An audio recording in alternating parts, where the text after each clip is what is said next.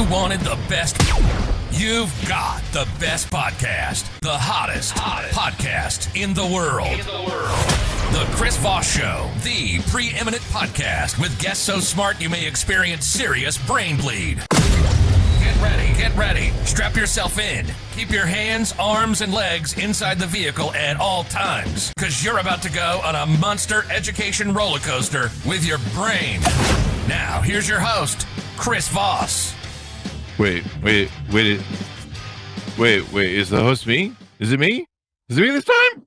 Hey guys, this is Chris Voss. They just handed me this thing. It says, you are the host. And I that's been passed to me. So welcome to the show, folks. We certainly appreciate you guys. The Chris Voss Show.com. I guess I have to do that. Hey, we have an amazing journalist from the Wall Street Journal on today. We have some great journalists from the Wall Street Journal if you go look at our roster over there. So we're just slowly working our way through every journalist possible as they write books. We always have to wait for them to write books. I don't know why. They never come on just to shoot the crap, but you know, they're always invited on to just shoot the poop anytime they want. They don't have to write a book to get on the show. We love journalists. And he's calling in from France. So we're going to be talking about Paris and maybe some other things. Or maybe we'll just talk about his book, one of those two. Anyway, guys, we'll be talking about that. Be sure to refer the show to your friends, neighbors, relatives. Go to goodreads.com/Chris Voss, youtube.com/Chris Voss.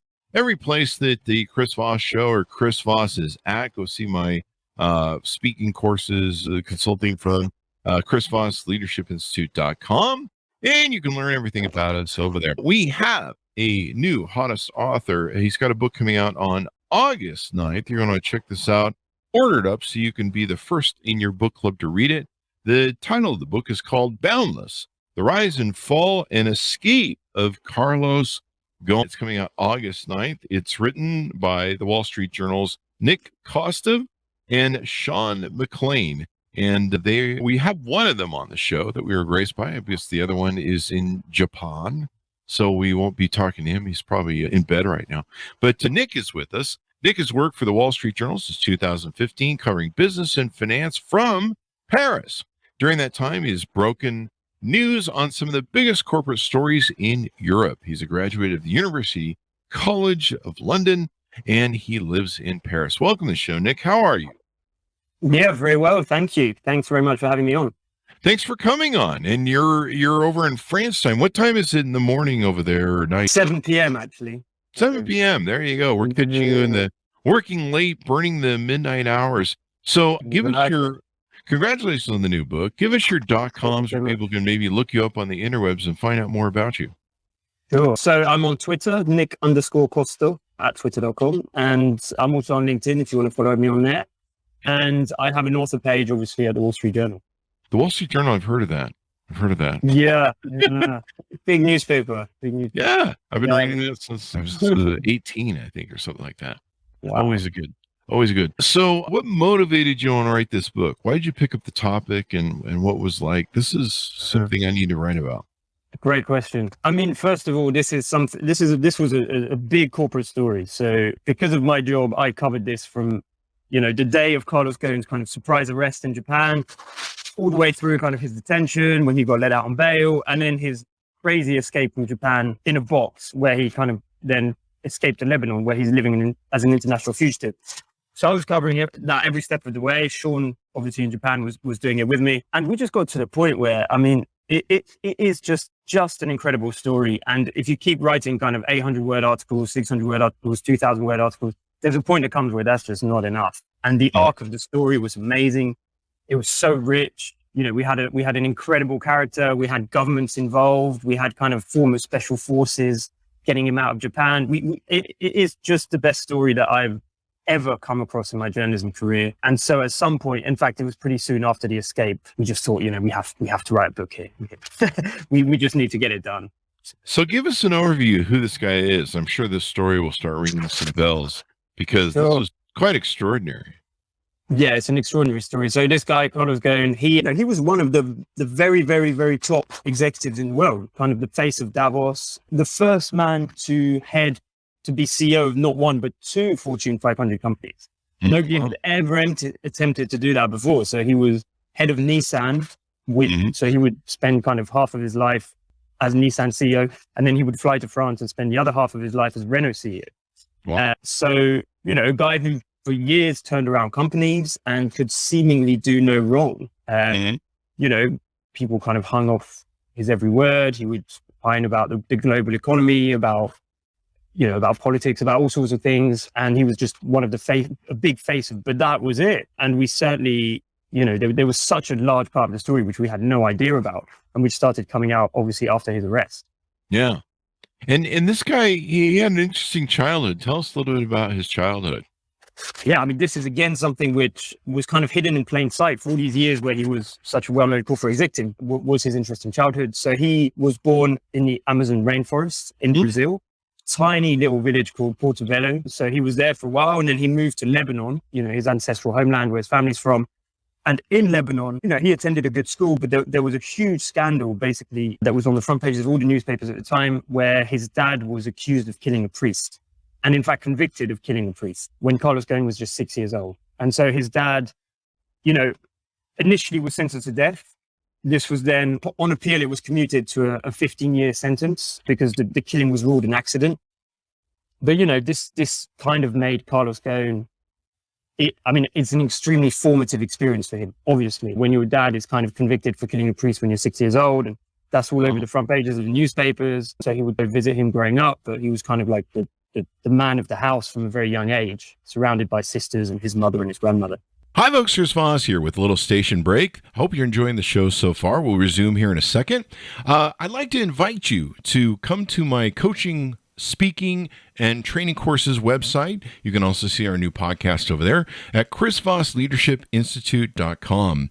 Over there, you can find all the different stuff that we do for speaking engagements if you'd like to hire me, training courses that we offer, and coaching for leadership, management, entrepreneurism, podcasting, corporate stuff.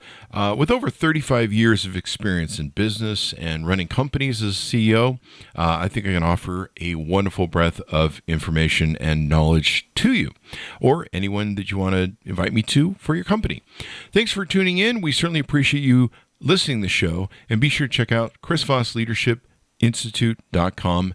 Now back to the show. But yes, super interesting childhood. Also in Lebanon, we don't get that many kind of corporate titans who are from Lebanon or from similar countries. So for all these reasons, he kind of had a different outlook to a lot of other CEOs that certainly I've come across. Mm-hmm. Yeah, it was quite extraordinary. I mean, I don't think a lot of people knew who he was, and then all of a sudden there was a story of him being expatriated out of Japan, and so he ends up in a bit of a quandaries over there. I mean, he, like you mentioned, he's a huge successful CEO, but tease out some of the different things where he gets himself in trouble and starts ending up on the wrong side of the law. Yeah. So what's quite interesting is, so Carlos Ghosn, obviously he turned around or helped to turn around Renault, his first company. Then he turned around Nissan, his second company. Now he's in charge of both companies, and he feels like he should be paid like an American CEO. One thing that he was that he would tell or he'd even tell journalists off the record, but he'd tell like all of his colleagues, listen, I'm being underpaid. I'm underpaid compared to the person at GM. I'm underpaid compared to the person at Fiat Chrysler or wherever. I should be getting more money. The problem is, obviously, in France and in Japan, the corporate culture is not to pay like you do in America, right? Mm-hmm. And he's head of a French company and a Japanese company. And so, if he's getting $30 million a year paychecks, there's going to be like outrage. And so he's forced to accept, I guess, a French paycheck and a Japanese paycheck, which is already a lot of money. But he tries to look in secret at how he could maybe stay at those companies whilst also being paid like an American CEO, but not telling the shareholders, obviously not telling the public. He doesn't want to deal with the backlash. Wow. And so what we see is he begins to defer his compensation, sign some agreements. This is what he's originally arrested for. And then what we find out after he's in jail for a while is that there's also kind of tens of millions of dollars that seem to be, I mean, he denies this to this day, but there seem to be transiting from his companies through Oman and into his pocket. And we know throughout these years, because he was open about it, that he felt underpaid. And we also know now that he looked at all of these ways to make up that shortfall. And so that's how he starts to get himself in trouble, essentially, in a simple form. And so one day he lands in Japan and he basically just gets arrested at the airport. Wow. Did he know he was going to get arrested? Was it a surprise to him? No, he would never have gone to Japan if he knew he was going to get arrested. I mean, basically, he just gets off because he had a private jet, which he used to go between the various operations of his company, as well as some exotic holidays. But the private jet lands, he goes up to the passport, gives over his passport, as he always did. And they say, look, there's a problem. And at this stage, he basically just gets put into a van, taken to Kosuge prison. Mm-hmm. And what's crazy, actually, through this story, one thing that we did learn about a lot was the Japanese justice system. And so he gets taken to this jail, and we don't hear from Carlos Ghosn for 3 weeks. Wow. At the beginning, he doesn't have a lawyer. We don't even know whether he denied charges. It's even hard to know what the charges are. And it's total silence. And he's just basically, in solitary confinement in the Japanese jail. And so he has gone from the top of the business world, the Davos jet set, to, on his own in a cell in a Japanese jail. Basically a self-made billionaire, right? Yeah, well, I think he was getting there. He was certainly a self-made multi-millionaire. But it seems, we kind of, had access to some notes inside his phone. And it did seem that he was tallying up his wealth and that the goal was to become a self-made billionaire. Wow. So greed is good. I mean, the funny thing about this story is he'd be just fine if he lived in, oligarchy America. This is a pittance or something of what we pay CEOs now. Well, he often said, I did ask him once, I was like, do you have any regrets or any? And he said, I wish I would have taken the General Motors job. There you go. Rather than stay at this Japanese and French company and then try and find all these schemes to try and make up the shortfall and get myself into trouble, just take the GM job. And I think that would have solved a lot of problems. But at the same time, the guy was revered in Japan. He was feared, if not loved, in France, and maybe he had some freedom and some latitude that these companies that he wouldn't have had as an American CEO with a tough board of directors. And there was certainly also some positives to being head of a Japanese and a French company. This is a story, I'd seen the thing where he'd been I don't know what the right word is, extracted. I was extracted, thinking patriated, but that's not right.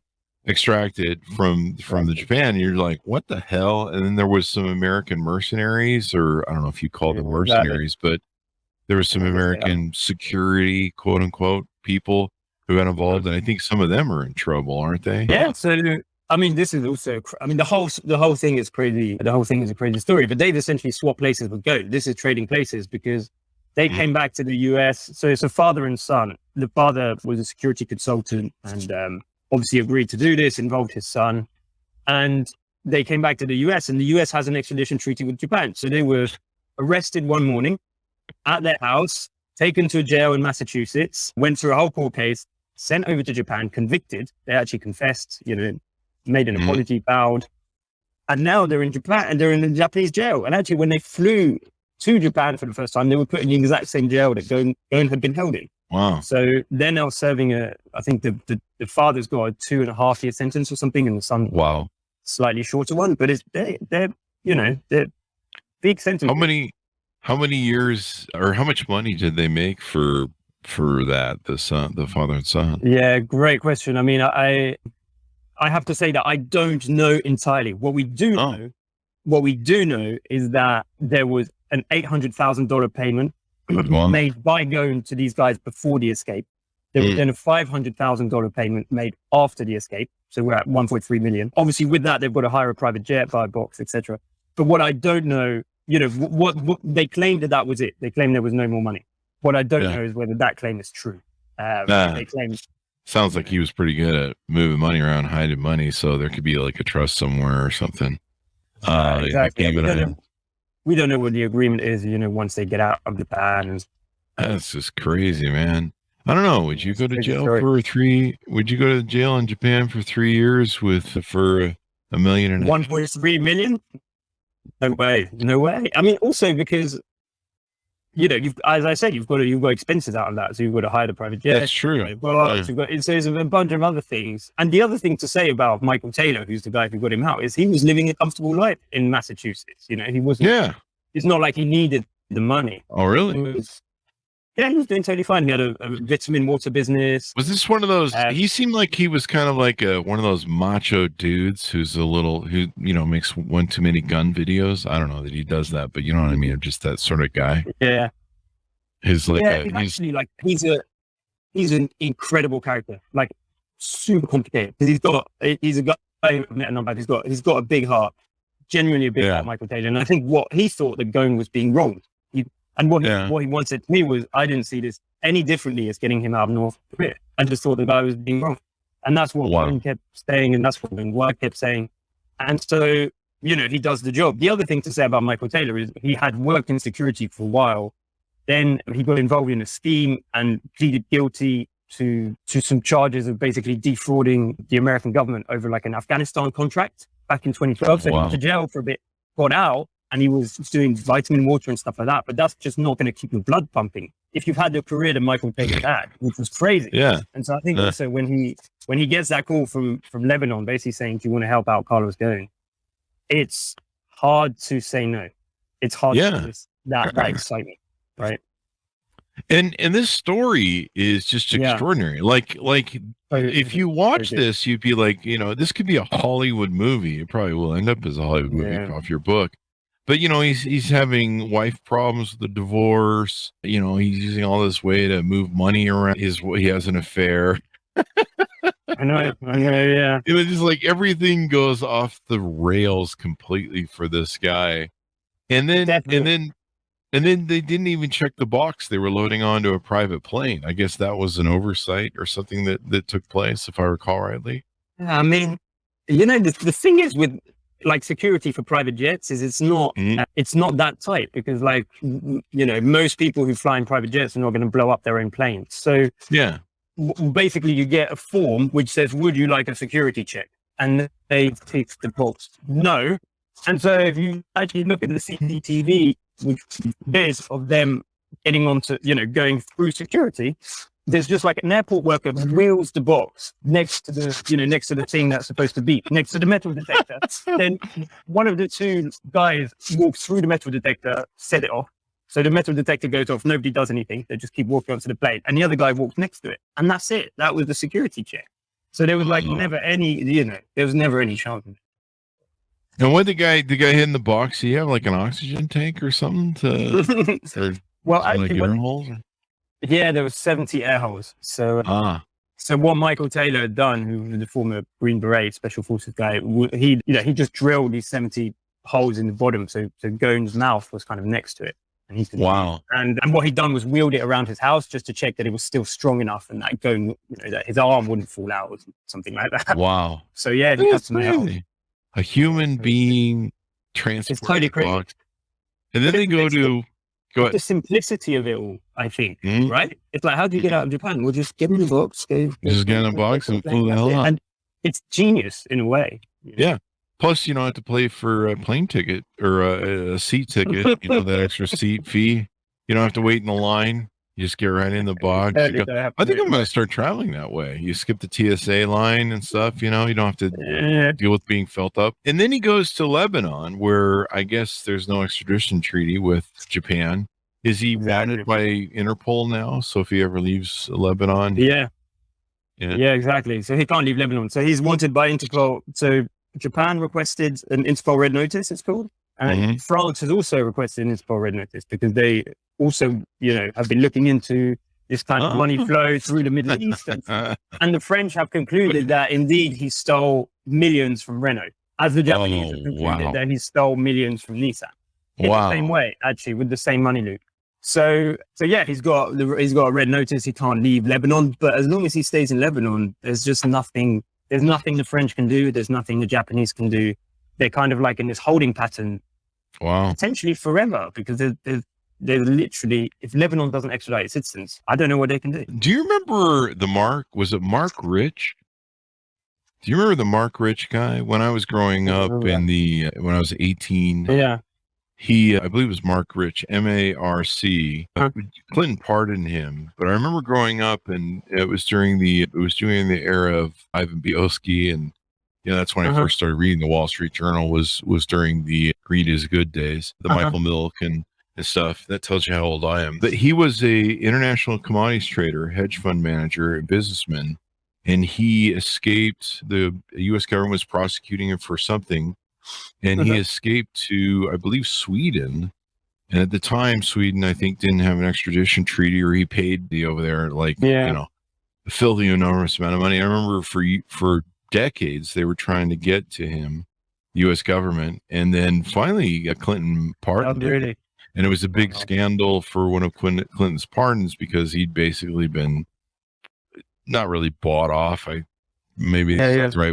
I don't want to get sued by the Clintons, but it was scandalous. I think that's the right word, scandalous, because there was some money that transferred into some political accounts. Maybe I don't remember exactly. But yeah, Mark Rich. And I remember he was, you know, the U.S. government can get to him. Sweden wouldn't extradite him. I believe it was Sweden that he was hiding in. But yeah, it reminded me a bit of that story. Can they send in a they can't have one of those CIA like teams go in and extricate him, anything like that? I remember going to see Ghosn in Lebanon in the days after his escape and talking to him about it. He was totally worried about it, because I remember him saying that there was some Japanese who had, you know, moved in across the street, and the people looking at his house, and he thought that maybe he would get snatched back and taken back to Japan. I mean, it all seems very unlikely. He does still have bodyguards. Wow. And I know that it's something that he's worried about in the past. It does seem unlikely for a country to set that up. I mean, they kind of have to follow the rules. But to your point about the Clinton administration, it's also, you know, Japan is still extremely angry about this, about what he said about the Japanese justice system, about him just basically leaving the country, saying he'd attend trial and not doing it. I know France is pretty angry about this. I wouldn't say they're as angry as Japan, but the chances of them ever forgiving Ghosn, I think, are zero. You know. So you got to interview him quite a bit. Yeah, got to interview him quite a bit. You know, also because I interviewed him even before we wrote the book. As I say, we decided to write the book after the escape. I got to interview him. Wow. Before that too, got to spend some time with him. You know, he's an impressive guy. If you spend an hour with him, you don't see the time go by. He's got a lot of charisma. He's very intense. He gets straight to the point. And frankly, you know, on most of the stuff, he was pretty forthcoming. In my opinion, he was good. He was good with me. The only topic that he was not forthcoming on, and that he would not really go into, was the money loop through a man that seemed to end up in his own pocket. That he has never been expansive about. He didn't, you know. There's a French judge who flew to Lebanon to interview him about it. He didn't answer the questions. He didn't answer the questions to the Japanese. Sorry, he didn't answer journalist questions. So he's never explained what this, you know, this money that seems to leave the companies and then ends up in his pocket. And by the way, he bought a yacht with it. Every good financial crime story has to have a yacht. But yeah, that was the one topic where he kind of just said, you know, no comment. Can he go on the yacht? I mean, if it's parked in Lebanese international water, go in international waters, you're open to it. Yeah, it's funny. I mean, so this yacht is now at the center of a dispute, obviously, because Nissan says, well, you bought the yacht with Nissan money, therefore it's our yacht. And Ghosn says, no, it's my yacht. I bought it, you know. I basically got it through my et cetera, it's my yacht. And so this yacht is moored in Lebanon until they sort out, but it's registered in the British Virgin Islands. So the court case is happening in the British Virgin Islands, and we'll see what happens. But you can track yachts. There are lots of people have been doing it with the oligarchs recently. So there's lots of websites that allow you to track yachts. And I did see that the yacht had been moving up and down the coast of Lebanon. Whether Carlos Ghosn was on it or not, I haven't. Wow. But interesting that it does seem to. Yeah. How old is he now? Very late 60s. 68 maybe 68 from memory. So he's just basically retiring Lebanon. You can probably pay off lots of people in Lebanon. I don't know. I imagine that's how things work in that country, from what I understand. You just have to make sure somebody doesn't snatch you in one of those black helicopter CIA sort of things, and you just chill. It does have to be kind of interesting. I don't know if you've asked him this, but what would it be like to have that much money, that much power, and you can't really go anywhere with it? You know what I mean? Like, look, he says, it's super interesting. I mean, I've spoken to him about his life, and he says he's really happy. So Yeah, he's lived it already. But even now, he says he's happy now that, he needs to take a step back. Now, one thing that I haven't mentioned, that he's living in a house that was bought for him by Nissan, and which Nissan says is theirs. So they're trying to evict him from his house. Oh, So serious? that's Wow. court case. There's so many court cases going on across the world. Anyway, And he's really thumbed his nose to the Japanese justice Okay. system. I mean, he's been outright. From what I've seen, he's just been outright. Yeah, F no you. hot cars. I got away. Screw Yeah. people. It's basically like his line, his favorite line is, "I did not escape justice, I escaped injustice." Wow, It's something like that. So, that's crazy. but I mean, I look at his life now, like he's so much smaller than he used to be. He used to circumnavigate the globe on his private jet. Everybody knew who he was. He made money, and now he's like a small Lebanese kind of investor businessman in Lebanon. Can't leave. He plays a lot of bridge. And Beirut is tiny. Like, I've spent a lot of time in Beirut. Everybody knows everyone. He can't go anywhere without being recognized, and it's kind of uncomfortable. I mean, it's fine. It's better than a Japanese jail, right? Yeah. But it's a long way from what he had before. And his issue is, and I know lots of people think that he should, as best he can, come to France, face up to the charges. Let's say he gets convicted. Let's say he does a few years. Is that better to then be free and be able to go back and live the big life that you wanted to live, right? Rather than living as a kind of international fugitive in Lebanon? I don't know. It's a genuine question. Yeah. Well, it's an extraordinary book, extraordinary story. If somebody's got to put it to film, so I'm sure somebody optioned your book. So I think so. Anything more you want to tease out in the book before we go? I mean, again, I've spent a lot of time on Carlos Ghosn. And I wouldn't have done if I didn't find the guy as fascinating as I do. Yeah. I think he had enormous qualities, huge qualities. One of the businessmen with the biggest qualities I've ever come across.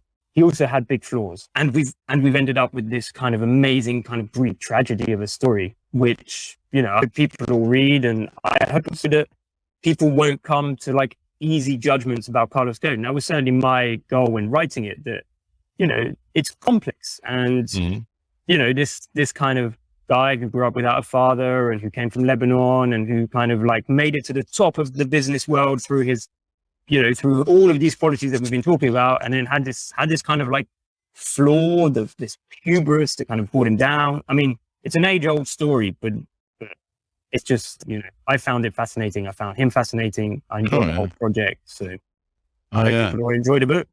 Yeah. Enjoy the book, and it'll probably end up as a movie. It has to end up as a movie. I mean, the whole play out of escaping in the box. I mean, that's happening here right there. Suspense, and it's so good. And just crazy times. Did you get a chance to interview the bounty guy, the guy who's the mercenary, basically? Yeah, I did. I did meet him a few times. Yeah, I did. What's his attitude these days in jail? Is he like, do the time, do the crime? I still got paid. No, he's the thing about Michael Taylor as well. Like, again, I met him a few times. He can't sit still. He's always up. He's doing things. He needs to talk. He wants to help people. And so, like, sitting in the Japanese jail, I can imagine would be total torture for him. Total hell. He still thinks that from everything he knows, Ghosn was being mistreated and he saved a hostage. That's his line. And so he is very bitter. He's not the healthiest. He's in his 60s himself. So he's extremely, extremely bitter about being in jail. The other thing he's bitter about is that he served in the US Army, right? He was a former Green Beret, and he is extremely bitter that his country would extradite him to Japan, knowing what the justice system is like over there. So he's certainly not sitting there thinking, I'm glad I did it. Actually, he never thought he would get extradited. He never thought he would do time for this. I'm not even sure he thought he would ever get caught. I think he thought he would do it, not tell anyone, and then move on. Wow. And the consequences have been severe for him and his son. That's probably the worst bit of it, that his son is also sure. You get your son involved in your crap. I mean, I've seen these mercenary type dudes. In fact, we've had one person on the show who doesn't really do that line of work, but he helps find people. His job is to find people. And like Lebanon is one place that he pulls people out of and different things. So if somebody comes up missing, kidnapped, somebody grabs a wife, and takes them. He has ways of finding people and getting them expatriated. Yeah, well, that's what Michael Taylor would do. I wonder if was it Michael Taylor you had on the? No, he wrote a book called 20 Hours in Lebanon or something. I'd have to Google it up on the show. We had him on a couple of years ago, but he finds people, and so it's quite extraordinary. But he does it in a, I mean, it's legal from a U.S. aspect sense, but it's probably not legal in countries, because I believe they do a grab where they have to do a Merc grab or something. I think I'd have to go back and read it. But look, and Mike Taylor says, one thing when he's rescued, for example, kids from the Middle East or whatever, he basically says it's times when the US government can't really do anything, and they kind of give him a wink and a nudge, and they say, listen, we can't do anything, but maybe you can.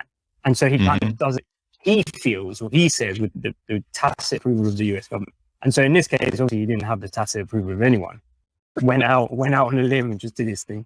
Went out on a limb and did his thing. I'll have to look up who the book was that came on the story, but this has got to end up to a movie. I mean, somebody's got to turn this into a movie, because it definitely should be optioned for one. So thank you very much for coming on the show. We really appreciate it. And just a intriguing story, and I'm sure there'll be probably some more intriguing things that come out as this thing progresses through the courts in his life. And it's really interesting, but I'll consider traveling in the future in a box. That sounds like a safer way to go, a funner way to go. I don't know, maybe.